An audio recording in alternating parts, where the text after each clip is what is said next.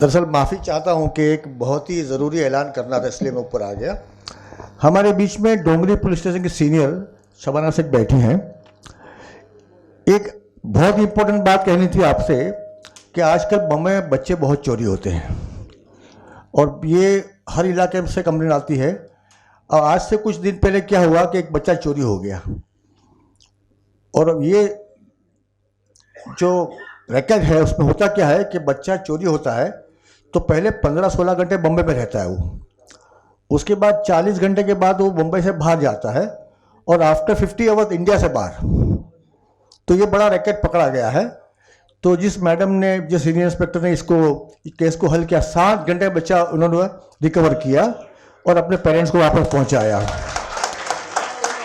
तो मैं चाहूँगा इकबाल ऑफिसर साहब स्टेज पर आए और हनीफ शेख साहब आप मोमेंटो और शाल इनको पेश करें, क्योंकि बड़ी बिजी थी, आ नहीं पाती थी। तो हमने चाहा कि और इवन कैंसर सोसाइटी के हमारे कुछ जिम्मेदार हैं वो भी ऊपर आ जाएं।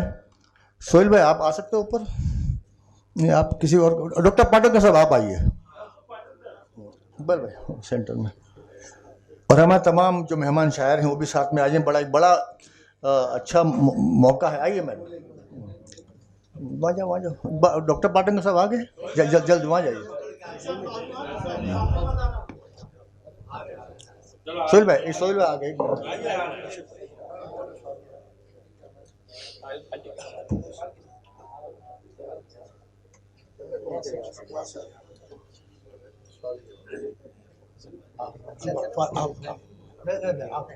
आपसे गुजारिश है कि आप जरा स्टैंडिंग ओवेशन दें तो अच्छा रहेगा। ताली बजाइए सोहेल भाई।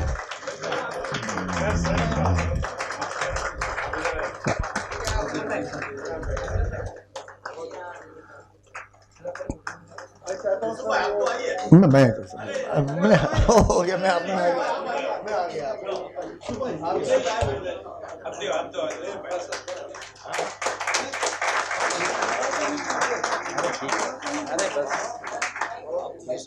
अरे यूसुफ भाई हैं हमारे पास।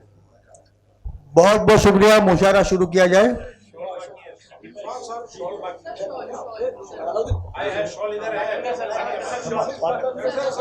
डॉक्टर पाठक के साहब शॉल पहनाएंगे और एक सोहेल भाई आप भी पहना दीजिए।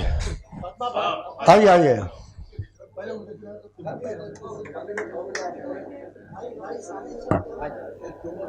रक्षना madam, you come on behalf of Gymkhana. Come fast. 1 minute later come. Rakshana come fast. हमारे जिमखाना की तरफ से वो भी शाल पेश करेंगे। Come directly on the stage from that side. कम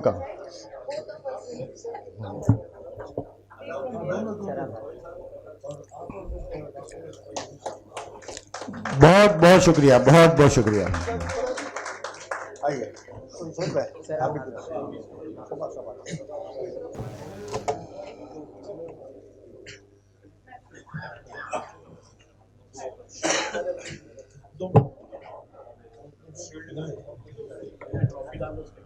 देखिए, ये शबाना शेख जो हैं, ये मैं समझता हूं कि मेरी जिंदगी के मैडम 75 साल डोंगरी के एरिया में निकले और मैं समझता हूं कि ये पहली मर्तबा होम डिपार्टमेंट ने एक लेडी को, वो भी मुस्लिम, उसको डोंगरी का इंचार्ज बनाया पुलिस स्टेशन का।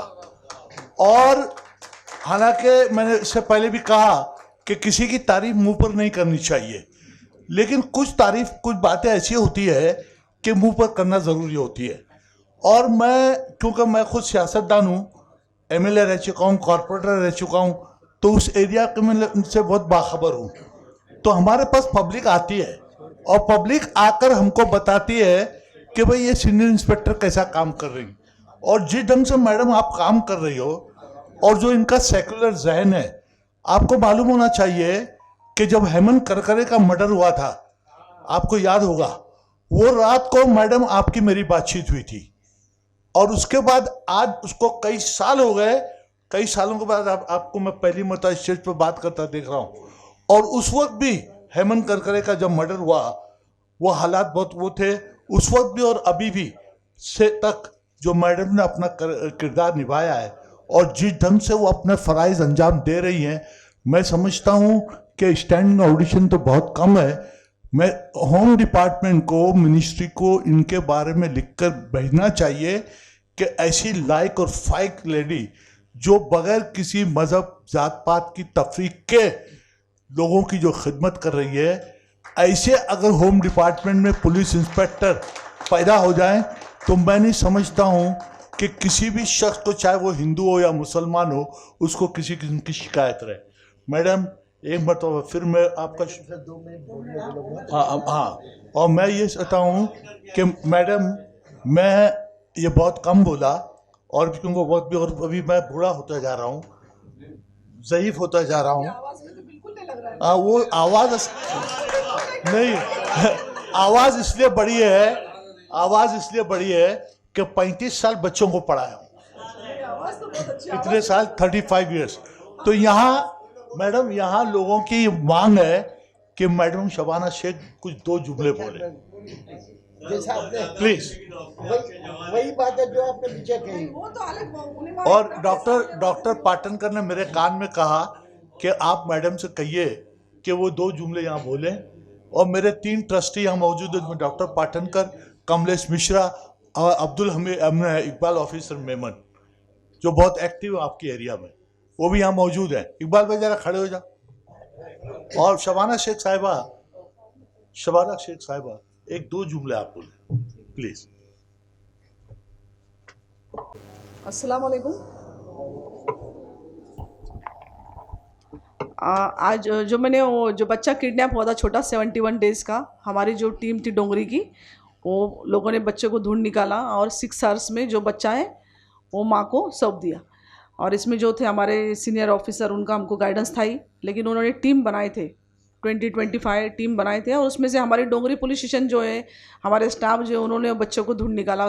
71 डेज़ की बच्ची थी, ओनली 71 डेज़ की। अगर वो उस बच्ची होती है, छोटी छोटी बच्चा, वो 2 दिन के बाद में उनके चेहरे चेंज होते हैं। अगर वो 1 महीना अगर वो बाहर रहती तो उसकी बच्ची की माँ भी उसको नहीं पहचान पाती। और मतलब बहुत मुश्किल से मुझे लगता है छोटे बच्चों के केस सॉल्व नहीं होते, और कुछ भी क्ल्यू नहीं रहने के बाद में भी एक केस सॉल्व हुआ।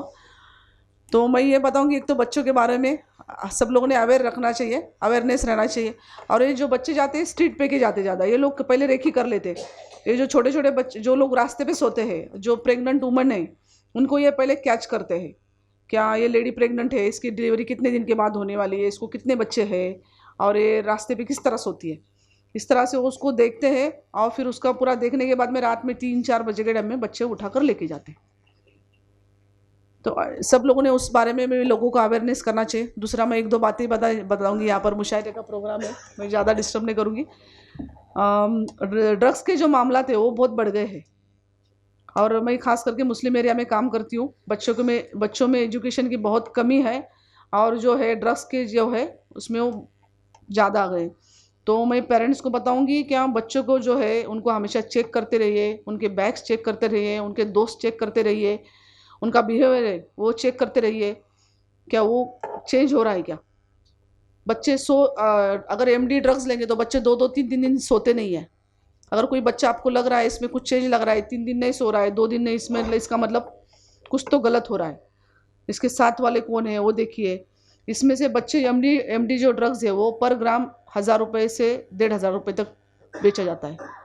कोई भी बच्चे, कॉलेज के बच्चे कमाते नहीं हैं, फिर ये गलत रास्ते पे लग जाते हैं, पेरेंट्स से पैसा लेना चालू करते हैं। वो जब अनकंट्रोल होते तो पेरेंट्स उनको पैसा देते और सोचते कि नहीं बच्चा सेव हो जाए मेरा। तो मैं हर एक पेरेंट्स से बताऊंगी, क्या ये जो है इस चीज़ का अवेयरनेस बढ़ना चाहिए। दूसरी चीज़ें जो है, मस्जिदों में जो है इमाम साहब बताते तो हम जल्दी से समझते हैं कि इमाम साहब बता रहे, तो ये करना गुनाह है। तो बहुत से मैं बच्चों से जब इंट्रोगेट करती हूँ, जो हमारे पास में जो क्राइम में इन्वॉल्व होते हैं, उनसे उनको पूछती हूँ, तो मैक्सिमम 99% बच्चे जो है ड्रग्स लेते हैं। वो भी एमडी जो ड्रग्स है वो डायरेक्ट ब्रेन के ऊपर असर करता है और अपने बॉडी के ऊपर। तो मैं ये बताऊंगी कि ये अवेयरनेस चाहिए। तो बच्चे जो है ड्रग्स ले रहे, तो बच्चों, इमाम साहब ने जो मस्जिदों में ऐलान, जो मस्जिदों में तकरीरें होती है, इसमें बताना चाहिए कि ड्रग्स जो है, और बच्चे क्या बोलते हैं, ड्रग्स लेना मैडम हराम नहीं है। पता नहीं क्यों उनको किसने बताया है, ड्रग्स लेना भी हराम नहीं है और बेचना भी हराम नहीं है। ये अपने लोगों में समझ चाहिए कि ड्रग्स लेना भी हराम है और बेचना भी हराम है, उसकी कमाई भी हराम है। ये लोग समझ नहीं रहे। तो अभी नीचे भी उलेमा इकराम थे बहुत बड़े बड़े, मैंने उनको भी वही चीज़ें बताई कि आप लोग अगर बोलते ना सुनार ने कान टोचा हुआ अच्छे रहते, तो ऐसा अगर वो लोग बताएंगे तो मुझे लगता इसमें कुछ चेंजेस होगा।